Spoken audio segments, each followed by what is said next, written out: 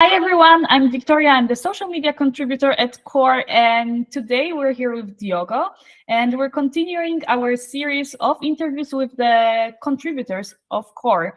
And so, hi Diogo, can you tell us a little bit about yourself and your Web3 background? Sure. Hello there.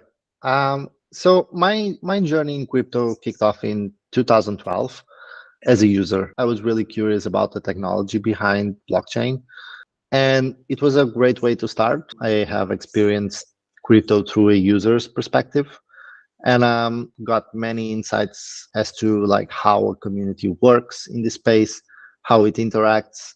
And at the same time, I was working in traditional marketing. So eventually, some years ago, I have combined both. I left traditional marketing and started working in Web3 marketing. So as of now, I've worked with very different projects in different blockchains, from infrastructure to trading platforms to NFT projects. It was a really fun ride so far, and yeah, that's it. Thanks for this intro. Do you contribute to in Core? So at the moment, I am a marketing contributor. I'm in charge with marketing strategy, with content plan, graphic designs as well. I do visual work, banners, videos.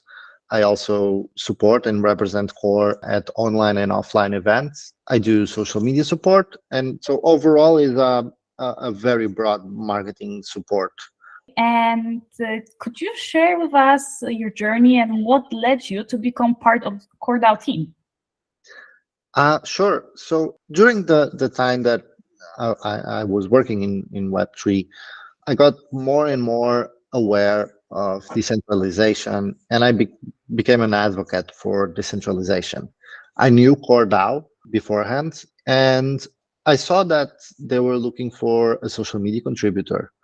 So I have applied. The interviews went really well. I loved the team right away, and eventually joined the project.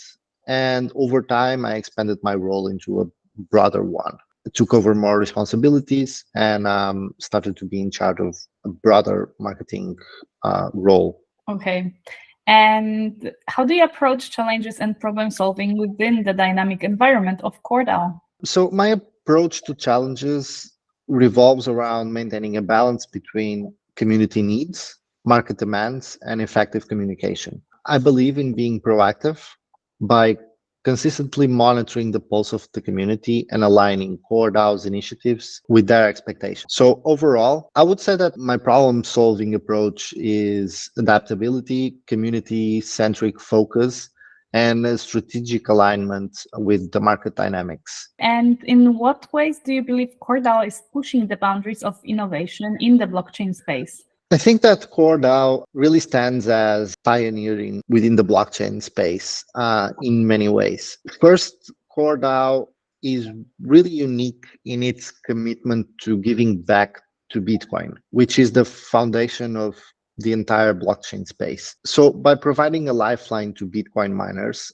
CoreDAO shows a really strong dedication to the technology's roots. And this ensures sustainability and robustness of the broader blockchain network.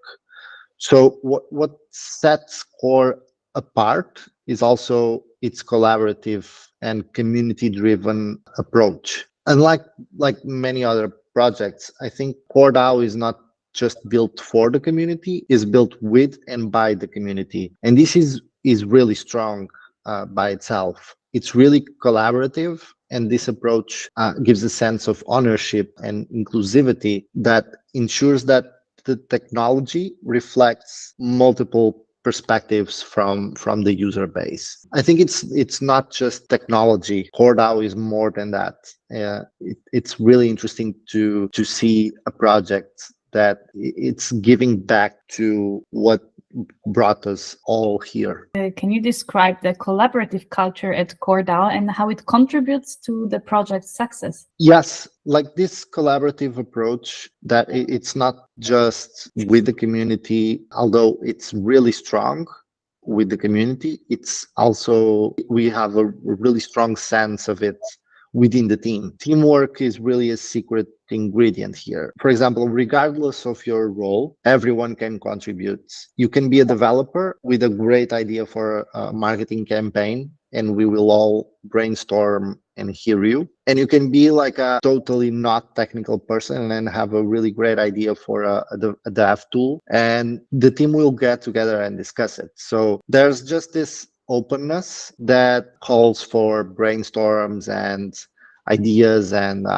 results in very cool stuff. And what do you think sets CoreDao apart from other projects in the blockchain ecosystem? I think, first of all, our community is really strong. It has a reach beyond anything I have experienced before, and it has a really strong influence. That also comes with a greater responsibility. But our community really is a differentiator in this space, and CoreDAO's commitment to giving back to its roots. It's a really visionary approach and a unique one that sets Core apart from any other project. How do you stay updated and informed about the latest trends in blockchain, and how does this knowledge influence your work at Core? I think that staying on top of everything that's new, every innovation is really crucial to succeed in this environment. I think that Web3 is really the definition of a fast-paced environment. I always keep a really close eye on the latest trends. My go-to tool is obviously Twitter. Crypto Twitter